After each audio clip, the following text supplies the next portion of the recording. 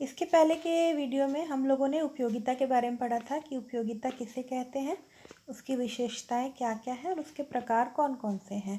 इस वीडियो में हम उपयोगिता के प्रकार के बारे में विस्तृत चर्चा करेंगे। तो उपयोगिता के प्रकार के बारे में मैंने आपको बताया था कि उपयोगिता 3 प्रकार की होती है, सीमांत उपयोगिता, कुल उपयोगिता और औसत उपयोगिता। तो यहाँ सबसे पहले हम सीमांत उपयोगिता के बारे में पढ़ेंगे कि सीमांत उपयोगिता किसे कहते हैं। अगर सीमांत शब्द को अगर तोड़ के देखा जाए तो 2 शब्द हैं, सीमा धन अंत।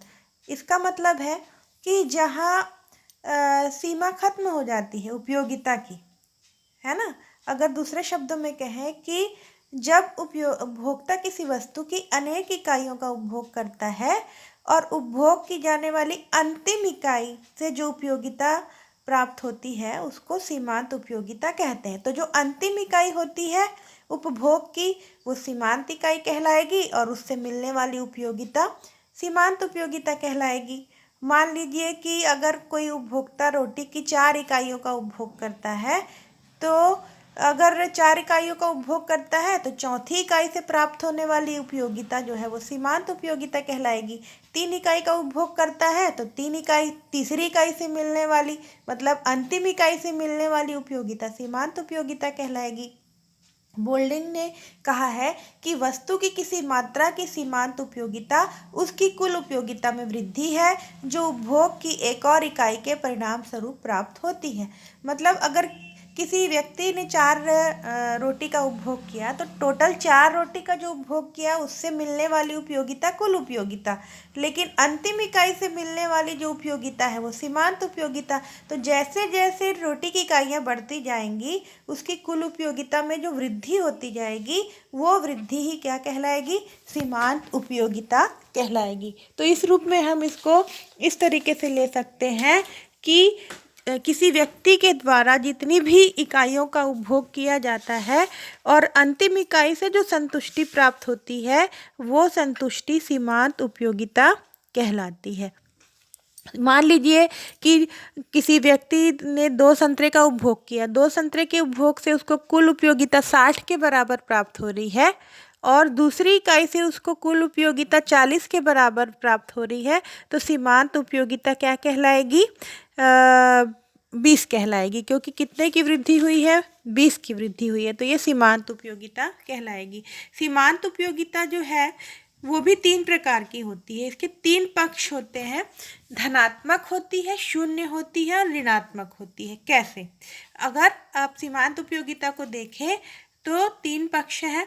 धनात्मक मतलब प्लस में जाएगा, अच्छे में जाएगा, शून्य मतलब समाप्त हो जाएगा, ऋण मतलब उपयोगिता की बजाय इसका निगेटिव प्रभाव आपको देखने को मिलता है। कैसे? तो यहाँ पे एक उदाहरण हम लेते हैं कि मान लीजिए एक उपभोक्ता रोटी की 8 इकाइयों का उपभोग करता है। पहली इकाई से जो उसको उपयोगिता मिल रही है वो है 25 के बराबर। ये इसकी कौन सी उपयोगिता है? ये इसकी कुल उपयोगिता है, ऐसा हम मान रहे हैं क्योंकि ये यहाँ पे हम इसको काउंट कर रहे हैं उपयोगिता को। तो यहाँ कुल उपयोगिता कितनी है? 25 के बराबर। तो अभी एक ही इकाई का उपभोग हो रहा है, इसलिए सीमांत उपयोगिता भी कितनी होगी? 25 के बराबर होगी। यहाँ पे हम देख सकते हैं कि सीमांत उपयोगिता, क्योंकि पहली इकाई ही अंतिम इकाई होगी। अब हम देखते हैं जब उपभोक्ता दूसरी रोटी का उपभोग कर रहा है तो कुल उपयोगिता बढ़ के 45 हो गई है। माने दोनों रोटी की कुल उपयोगिता कितनी है? 45 है। तो यहाँ उपयोगिता में कितनी की वृद्धि हुई? पहले की तुलना में 20 की वृद्धि हुई। तो जो 20 की वृद्धि हुई है वही सीमांत उपयोगिता है, क्योंकि दूसरी इकाई ही अब अंतिम इकाई है। तो एक अतिरिक्त इकाई की वृद्धि होने से कुल उपयोगिता में जो वृद्धि होती है वो सीमांत उपयोगिता कहलाती है। फिर उपभोक्ता तीसरी रोटी का उपभोग करता है जिससे कुल उपयोगिता में 60 की वृद्धि होती है। 60 की वृद्धि होने से कुल उपयोगिता कितनी हो गई? 60, लेकिन वृद्धि कितने की हुई है? वृद्धि हुई है यहाँ पे 15 की। तो यहाँ पे हम देखेंगे कि सीमांत उपयोगिता कितनी हो गई है? सीमांत उपयोगिता हो गई है 15। कितने की वृद्धि हुई, यहाँ पे हम देखेंगे जो वृद्धि हो रही है कुल उपयोगिता 60 है, लेकिन सीमांत उपयोगिता मतलब तीसरी रोटी का उपभोग करने के बाद उपयोगिता में जो वृद्धि हो रही है वो सीमांत उपयोगिता कहलाएगी।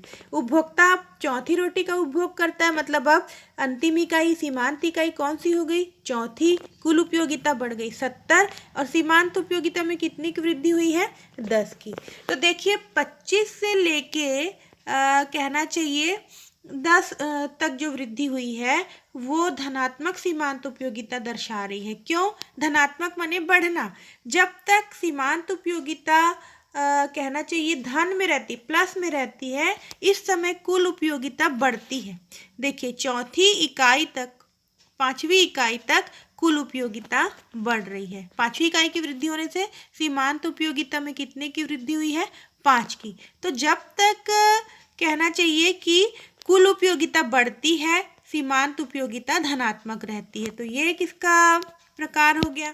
फिर सीमांत उपयोगिता धनात्मक तब तक रहती है जब तक कुल उपयोगिता बढ़ रही है।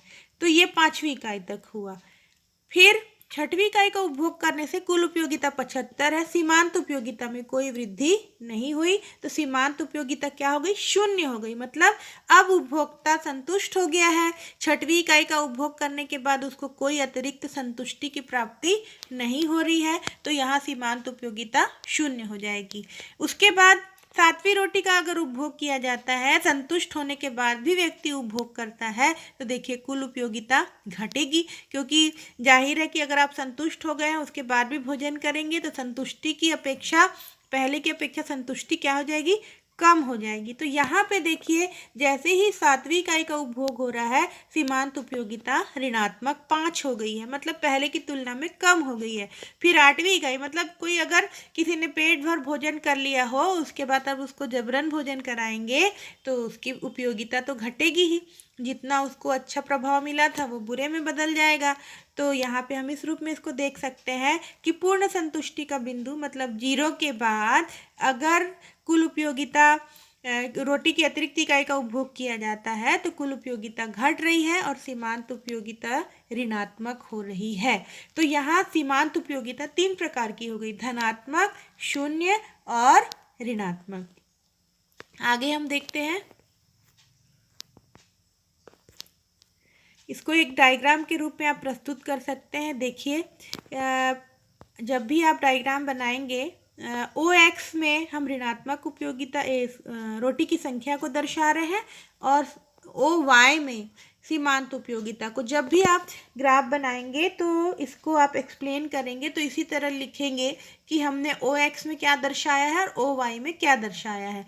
तो जो टेबल हमने देखा था उसी को यहाँ रेखा चित्र से प्रस्तुत किया गया है। रोटी की संख्या 1 से 8 तक है और ऋणात्मक 10 से लेके धन 10 तक यहाँ हमने सीमांत उपयोगिता को दर्शाया है। तो इसको तीनों जो पक्ष हैं वो दिख रहे हैं। देखिए सीमांत उपयोगिता क्योंकि घटती जाती इसीलिए ये ऊपर से नीचे गिर रही है, ऐसी रेखा ऊपर से नीचे गिर रही है। तो यहाँ सीमांत उपयोगिता क्योंकि घट रही है, कुल उपयोगिता बढ़ती है लेकिन सीमांत उपयोगिता घटती जाती है क्योंकि हम संतुष्ट होते जाते हैं ना। जैसे जैसे अतिरिक्त इकाई का उपभोग करते हैं संतुष्टि बढ़ती जाती है, तो सीमांत जो मिलने वाली उपयोगिता है पहले की तुलना में कम हो जाती है। तो यहाँ A से B तक हम देखेंगे धनात्मक उपयोगिता है। A से B तक पहला भाग हो गया धनात्मक। उपभोक्ता जब छठवीं इकाई का उपभोग करता है तो उसको पूर्ण संतुष्टि प्राप्त हो जाती है क्योंकि अब सीमांत उपयोगिता शून्य है। और उसके बाद भी अगर वो रोटी की अतिरिक्त इकाई का उपभोग करता है इसका मतलब है कि अब सीमांत उपयोगिता ऋणात्मक हो गई। तो ये तीनों भाग जो है आपको परीक्षा में भी स्पष्ट करने हैं। आगे हम देखेंगे कुल उपयोगिता क्या होती है। कुल उपयोगिता साथ में मैंने बता ही दिया कि जब किसी वस्तु की एक से अधिक इकाइयों का उपभोग किया जाता है तब प्रत्येक इकाई से प्राप्त होने वाली सीमांत उपयोगिता के कुल योग को कुल उपयोगिता कहते हैं। हमने देखा कि पहली इकाई से 25 के बराबर उपयोगिता मिली, दूसरी इकाई से 45, माने टोटल उपयोगिता कितनी हो गई, 45 की हो गई। तो जैसे जैसे रोटी की इकाइयों को बढ़ाया जाता है कुल उपयोगिता जो है वो बढ़ती जाती है। लेकिन हमने देखा कि कुल उपयोगिता की जो बढ़ने की दर है वो घट रही है। पहले 25 की दर से बढ़ी, फिर 20 की दर से बढ़ी, फिर 15 की दर से बढ़ रही है। तो कुल उपयोगिता जैसे जैसे हम रोटी की अतिरिक्त इकाइयों का उपभोग करते हैं या किसी भी वस्तु की अतिरिक्त इकाइयों का उपभोग करते हैं तो कुल उपयोगिता जो है वो बढ़ती है लेकिन घटती हुई दर से। यहाँ रेखा चित्र में दिखाया गया, देखिए रोटियों की संख्या, और ओ वाई अक्ष में हमने दिखाया है कुल उपयोगिता को।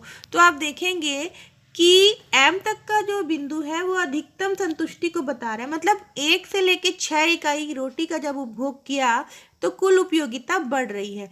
शुरू में तेजी से बढ़ रही है, देखिए, क्योंकि 25 की वृद्धि हुई, फिर 20। ये जो डॉट डॉट है आप देखेंगे, पहला बिंदु, दूसरा बिंदु, यहाँ पे स्पष्ट किया गया है कि ये जो बिंदु है, ये देखिए, ये जो गैप है ये धीरे धीरे कम होता जाता है, क्योंकि कुल उपयोगिता जो है वो बढ़ तो रही है लेकिन घटती हुई दर से। क्योंकि जैसे जैसे उपभोक्ता संतुष्ट होगा ये इसकी दर कम होती जाएगी। एम बिंदु जो है वो पूर्ण संतुष्टि का बिंदु कहलाता है, क्योंकि अब उपभोक्ता पूरी तरह संतुष्ट हो चुका है। तो ये धनात्मक उपयोगिता हो गई, ये अधिकतम उपयोगिता का बिंदु एम हो गया। और इसके बाद भी अगर वो उपभोग करता है तो ये टी यू जो है, एम से लेके टी यू का जो बिंदु है, ये क्या, टी यू तो रेखा है, टोटल यूटिलिटी की लाइन कहा गया है इसको। और एम से लेके अगर हम यहाँ पे एक और बिंदु एम कर देते हैं और यहाँ पे एल कर देते हैं, तो एल से एम तक घटती हुई दर से बढ़ती है। एम में पूरी तरह संतुष्ट है उपभोक्ता, और एम से एन उसको ऋणात्मक उपयोगिता जब होगी तो घटती। यहाँ पे याद रखिए, कुल उपयोगिता जो है वो ऋणात्मक नहीं होती, सीमांत उपयोगिता ऋणात्मक होती है, लेकिन कुल उपयोगिता अब घट रही है। तो जब सीमांत उपयोगिता ऋणात्मक होती है तो कुल उपयोगिता एम से एन तक घट रही है, और 6वीं इकाई में उपभोक्ता को पूर्ण संतुष्टि प्राप्त हो जाती है। उसके बाद हम देखते हैं कि दोनों में संबंध क्या है। तो अगर आप डायग्राम देखेंगे तो ध्यान देंगे कि जब कुल उपयोगिता जिस क्रम में बढ़ती है उसी क्रम में सीमांत उपयोगिता घटती जाती है। जैसे 5 की वृद्धि हुई, पहले 20 की वृद्धि हुई, फिर कहना चाहिए फिर 15 की वृद्धि हुई, तो उसी दर में जो है सीमांत उपयोगिता घटती गई। और जब सीमांत उपयोगिता 0 होती है, यहाँ पे देखिए, जब ये देखिए जिस दर से सीमांत उपयोगिता घट रही है, ये वाली लाइन, ये दोनों में संबंध यही है कि ये देखिए, ये सीमांत उपयोगिता घट रही है, उसी दर से कुल उपयोगिता बढ़ रही है। ये दोनों के बीच का संबंध है। दूसरा, जब सीमांत उपयोगिता 6वीं इकाई में 0 हो जाती है तो कुल उपयोगिता वहाँ पे अधिकतम होती है, और जब सीमांत उपयोगिता ऋणात्मक हो जाती है तो कुल उपयोगिता घटने लगती। जाहिर सी बात है कि जैसे जैसे हम रोटी की अतिरिक्त इकाई का उपभोग करते जाते हैं, पहले की तुलना में अतिरिक्त उपयोगिता या सीमांत उपयोगिता घटेगी, और जब संतुष्ट हो जाएंगे तो सीमांत उपयोगिता 0 हो जाएगी। और संतुष्ट होने के बाद भी अगर रोटी की अतिरिक्त इकाइयों का उपभोग किया जाता है तो वहाँ पर सीमांत उपयोगिता ऋणात्मक हो जाएगी और कुल उपयोगिता घटना ही है। जब अगर अतिरिक्त इकाई से कोई उपयोगिता ना मिलने के बजाय उससे उल्टा प्रभाव मिलता है तो पहले की तुलना में कुल उपयोगिता घटेगी। तो ये जो ओ वाई अक्ष में उपयोगिता के बिंदु बताए गए हैं, आप इसको ध्यान में रख के रेखा चित्र बनाएंगे इससे मिलाते हुए, और इसका वर्णन भी ऐसे ही करेंगे जैसा आप इसको समझ रहे हैं। तो ये हो गया इनका विश्लेषण।